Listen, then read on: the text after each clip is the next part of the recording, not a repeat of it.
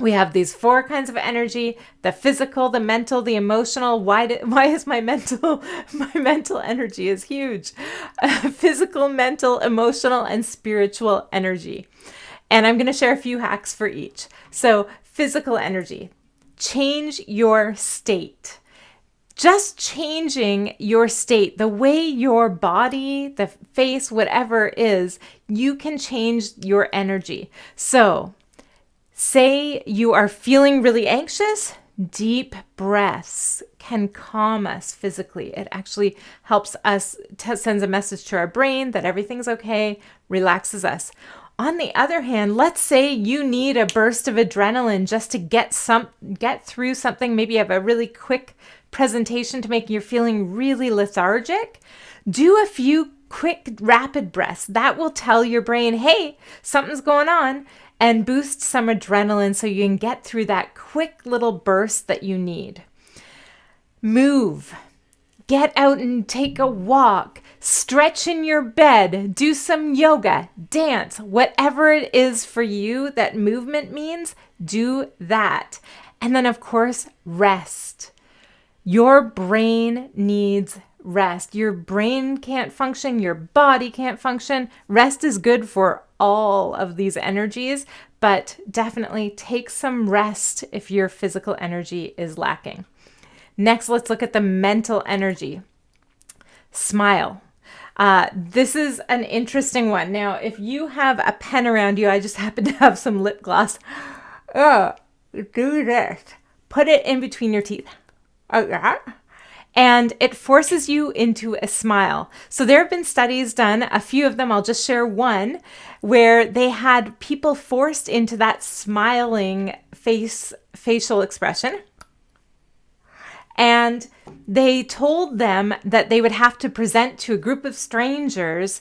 And this is very stressful for many people, right? So they had a control group that was just having a neutral facial expression, and then another group that had a chopstick in their teeth, forcing a smile. What they found was that cortisol levels went up for all of the groups because of the stress of being told they had to do a presentation. But for those people who were smiling, their cortisol levels came back down faster, and they felt more positive about their presentation. So they were able to kind of focus and get through that presentation with a more positive energy. So smile, change your state. That's another state change. Do something simple. If you are finding you're feeling scattered, you can't get through something that's a difficult thinking challenge, do something that requires very little brain power. For me, sometimes that's just going into a kind of rote task or like an accounting task, like inputting some receipts, something really simple that doesn't cause me to do some complex thinking. Give your brain a break. And if you want to just build this energy so that you have more of it, a bigger tank, then you want to vary your reading and learning.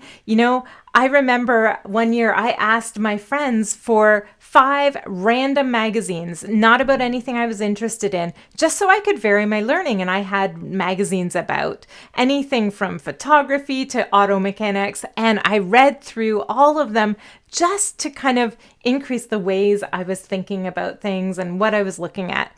And things like that can help your brain be ready for change. I also use the app called Elevate, which is kind of a gamified app, gives you all kinds of different brain thinking challenges and different, whether it's some math sort of skills and language skills and vocabulary, all kinds of different skills that you can practice with Elevate. So that's one of my favorite apps. Emotional energy. Name that feeling. When you name what you are feeling, it actually dampens your amygdala and allows you to be more rational about what's going on. So I love sharing a chart. There are different, let me get out of the way of that. There are all kinds of emotion charts, or there's some circles that you can find on the web. This is a simple chart, And when I actually go through and go, okay, I'm feeling, don't say you're feeling bad or good. That's not an emotion, but reading through what emotions are you actually feeling? When you name it, again, it gives you the opportunity to recognize what it is, and it dampens your amygdala and you're able to go through it. Give yourself permission to feel. Especially with difficult emotions, if we try to avoid them and, just pretend that they're not there, we don't get over them. So give yourself permission to feel. Oftentimes, it just takes 90 seconds to ride the wave of emotion. And share your emotions. Especially if you're a leader, share the things that you're struggling with, because that makes it safe for your team to do the same. And in fact, they found that leaders who share their own challenges and share their emotions, their teams experience less burnout and feel more trust in their leader. So share what you're feeling. And then finally, the spiritual energy. Meditate. I have been meditating now, trying to practice, although it's all a practice, right? I started in 2014, but have been doing it really regularly for the past couple of years. And it is amazing how meditation helps me to just bring myself back to what's really important, helps me to be more clear about what I'm focusing on.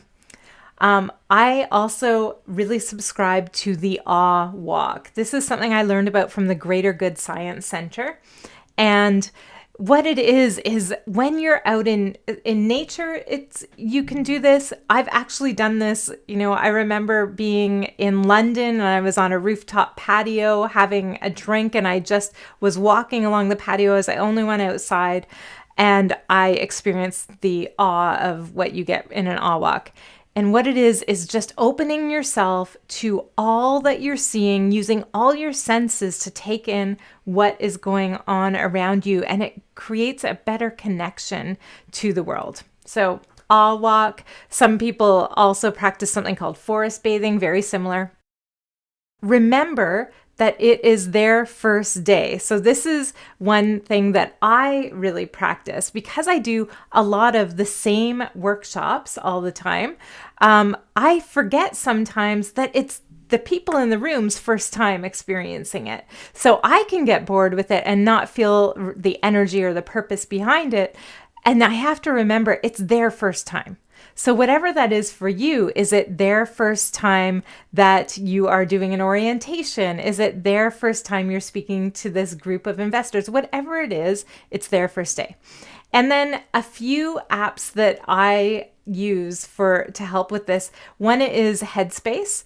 I also use Balance as a meditation app. And then bonus, I have used Shortcuts on my iPhone to really hack my meditation practice so that as soon as I turn off my alarm in the morning, Shortcuts has set up an automation that immediately a guided meditation starts. So it's actually harder for me to press another button and get out of the meditation than to actually do it.